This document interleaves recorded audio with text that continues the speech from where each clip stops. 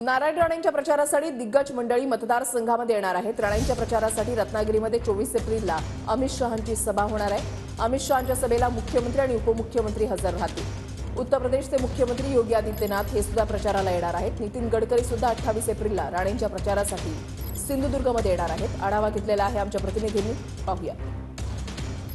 केंद्रीय मंत्री नारायण राणे यांच्या प्रचारासाठी भाजपची दिग्गज स्टार मंडळी जी आहेत ती या ठिकाणी प्रचारात उतरताना पाहायला मिळणार आहेत। रत्नागिरी सिंधुदुर्ग मतदारसंघ हा पहिल्यांदाच या ठिकाणी भाजपच्या ताब्यात गेलेला आहे आणि त्याचमुळे 24 एप्रिलला केंद्रीय गृहमंत्री अमित शहा यांच्या सभेमध्ये दिग्गज मंडळी या ठिकाणी हजर राहणार असल्याचं या ठिकाणी चित्र पाहायला मिळणार आहे। उत्तर प्रदेशचे मुख्यमंत्री योगी आदित्यनाथ देखील या प्रचार सभेमध्ये पाहायला मिळणार आहेत। खास करून नारायण राणे यांच्या प्रचारासाठी योगी आदित्यनाथ देखील या ठिकाणी मैदानात उतरताना पाहायला मिळणार आहेत। तर महायुतीकडून रत्नागिरी सिंधुदुर्गच्या प्रचारासाठी विशेष रणनीती या ठिकाणी पाहायला मिळते आहे। मुख्यमंत्री आणि 2 उपमुख्यमंत्री देखील अमित शहा यांच्या या सभेच्या ठिकाणी हजर राहणार आहेत।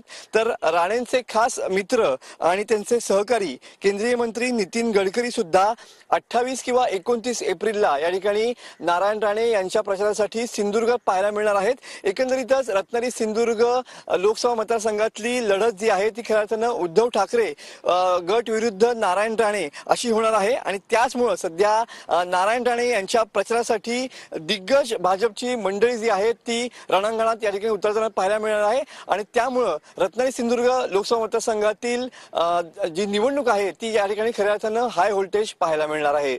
कॅमेरामन समित गजनेसह मी मनोज डेले, TV9 मराठी, रत्नागिरी।